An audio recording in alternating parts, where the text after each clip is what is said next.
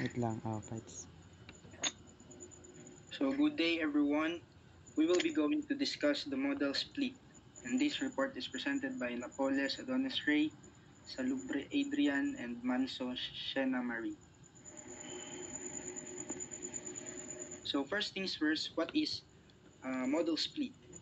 Model split, it is a common and widespread indicator in transportation engineering to evaluate transportation behavior. So model na siya ang widespread na indicator no sa transportation engineering para ma-evaluate ang transportation behavior.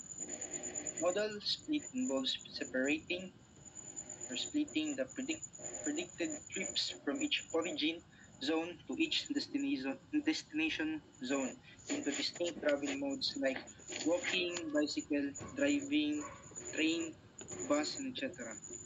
And it is usually expressed as fraction, ratio, or percentage of the total numbers of trips. So, as you can see in the figure, mao ni siya ang example sa modal split no, passenger transport in some Asian cities no. Makita na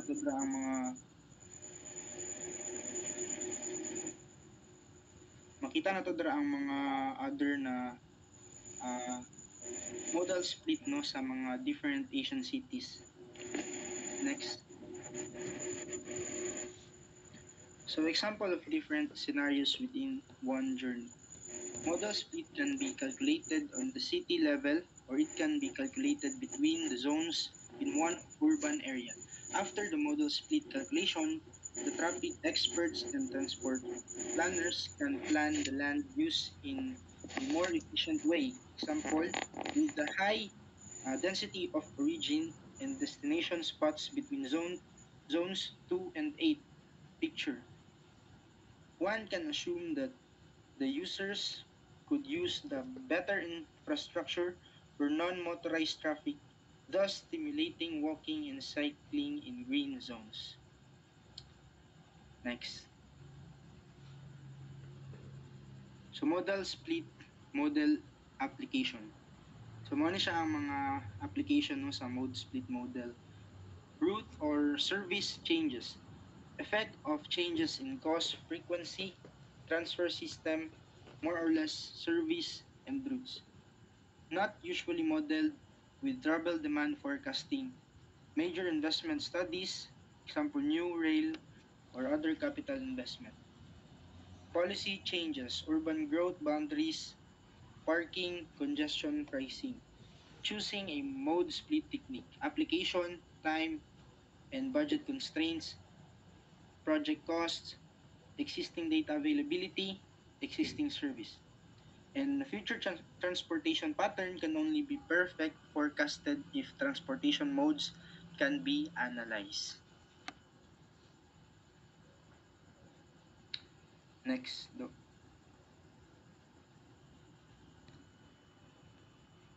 Next.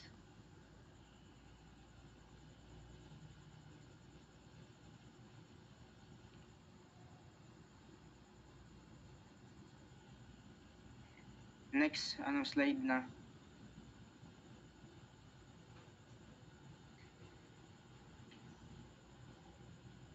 Next slide na. Hello, Galiok. Okay na. Ikaw na mag Okay, for the mode choice, public transport modes make use of road space more efficient. So, in public transport modes such as mga bus, trams, commuter trains are often considered more efficient in terms of road space utilization when compared to individual car levels. So next, there will be less congestion on the roads and the accidents will be less. So indeed, well-developed and widely used public transport systems can be contribute to the reducing congestions on the roads and lowering the number of incidents. Next, travel with low cost, and in addition, the fuel is used more efficiently. So in traveling with a low cost mind, it often involves making budget conscious decisions throughout the planning and execution of our trips. Next is main characteristics of public transport is that they will have some particular schedules, frequency and etc.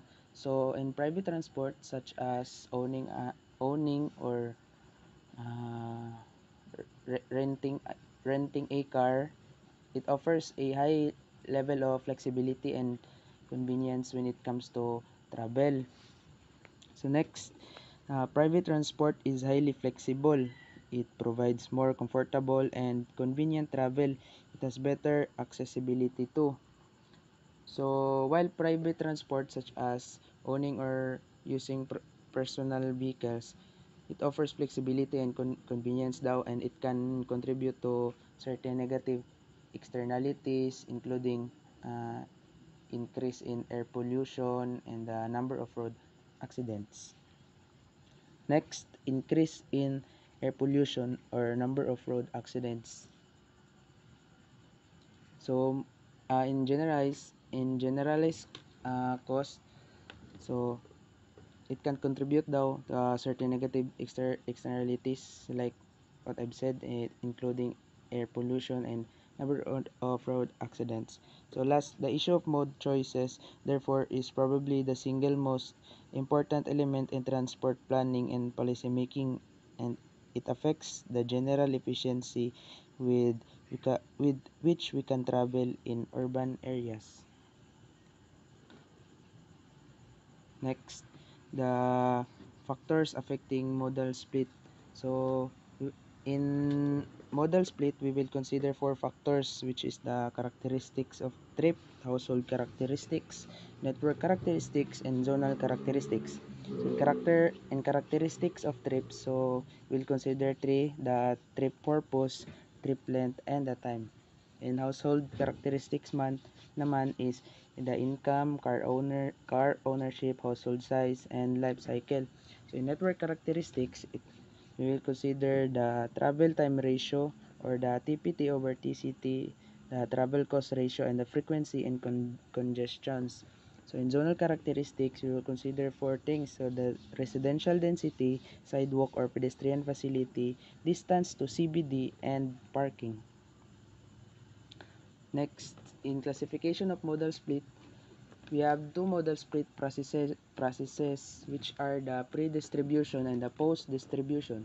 Under the pre-distribution or the trip and modal split, it has a trip generation stage, and in post-distribution or the trip interchange modal split, we have after trip distributions or before trip assignment stage. So trip and modal split model.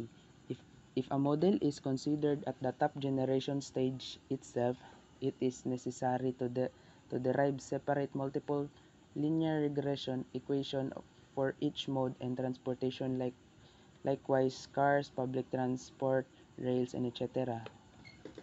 The trip interchange modal split model. This model applied after the distribution stage that is possible to include the characteristics of the journey. So next, the difference between types of modal split models. So in trip and modal split models, that is modal split is applied stage of trip generation. These models can be very accurate in the short run. Models considers length of journey by car and public transport. Factors: car ownership, residential density, income, distance of zone. Less difficult, perform in medium and small size city. Emphasize on transit, captives, and various studies and models. So in trip interchange modal split model, we will consider seven things. That is, modal split is applied after the trip distribution stage. This beneficial for long-term modeling. Model ignores length of journey by car and public transport, and the factors are relative travel time and cost ratio, more complex and costly than trip-and modal, perform in large cities, emphasize on choice, transit, captives, and Toronto model. So these are the difference between trip end and trip interchange. Next, the generalized cost. The generalized cost attempts to put costing on quantifiable and sometimes unquantifiable costs that may be incurred during a trip using a specified model. So two cost items may be quantified easily.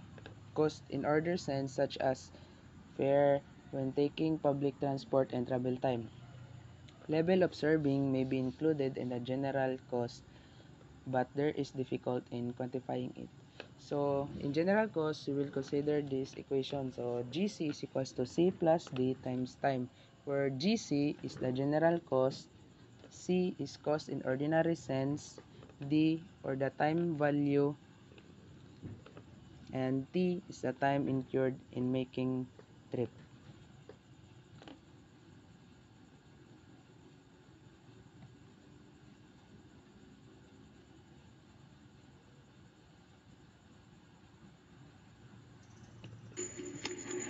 So, considering several competing modes, the mode that will have the least generalized cost will be chosen. Supposing that there are two modes with corresponding generalized cost. So, we have mode 1, GC sub 1 is equals to C1 plus D times T sub 2. Then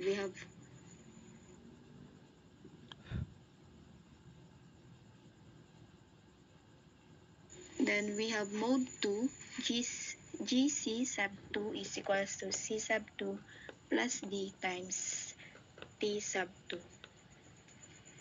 Then the shares of trip makers likely to use modes 1 and 2 are shown by the areas of the time value distribution in figure 8.4. So below is the figure 8.4, the generalized cost for two modes. Then we have disadvantage of the generalized cost. The one disadvantage of this is difficulty in determining the distribution of the time value. The second one is this: it is also difficult to treat more than two modes. Next. So we have disaggregate choice model. This method originated from microeconomics. It assumes that a person will use a particular mode with maximum utility for him. Consider two modes I and M, then we have a meaning of the formula below.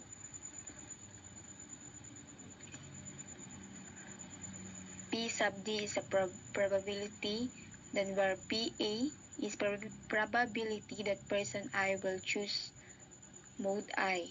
Then U sub A is utility for person I when he or she uses mode T. The utility U sub A has usually two components. Number one is U sub A is equals to V sub A plus E sub 2. Where V sub A is the deterministic part and E sub A in the probabilistic part. The determination part V sub A is given by V sub A is equals summation of where A sub V is coefficients for person I of the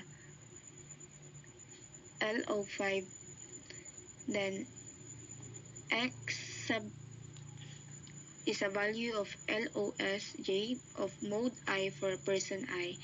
Then P sub A is the probability. Then depending on the distribution of E, two models are available. We have proved model, distribution of E is normal. Then second one is logic model distribution of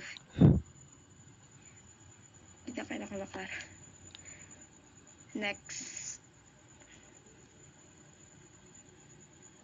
Then we have example here. A calibrated utility function for travel in a medium-sized city by car, bus, and light rail is U is equals to A negative 0.02 x1 minus 0.05 x2, where x1 is the cost of travel in pesos and x2 is the travel time minutes. Calculate the model split for the given values. We have given here the mode is car, bus, and light rail. So, in column A, sa car is negative 0.3, sa bus is negative 0.38, light rail is 0.32. For the second column, we have X1, we have 30 for car, 8 for bus, then 15 for light rail. Sa X2, sa car is 25, then bus is 38, then light rail is 30. So the question is, if a parking fee of 30 pesos per trip is imposed, what would be the split to the other two modes? So we have solution here. Next slide, please. The solution for that is the utility of each mode is calculated. So sa car is U sub E is equals to negative 0.3 minus 0.02 times 30 minus 0.05 for the x2 is times 25 is equals to negative 2.15. Then sa bus is U sub B is negative 0.38 minus 0.02 for the x1 times 8 minus 0.05 times 38 for the x2 is equals to negative 2.44. Light rail, U sub t is equals to negative 0.32 minus 0.02 for x1 times 15 minus 0.05 times 30 for the x2 is equals to negative 2.12. Using logit model, we have the formula here, 0.1165 divided by 0.3237 is equals to 0.36 using the logit model. Similarly, P-bus and P-light rail can be obtained using the same formula. The calculations are summarized in the table below. The current model shows that car and light rail have almost the same share. So, above is the utility of each mode is calculated. So, mao na ang table sa ato ang gisolve kagay na the car, bus, light rail, then dire sa U is negative 2.15 answer sa car sa taas, then for the bus is negative 2.44, then light rail is negative 2.12.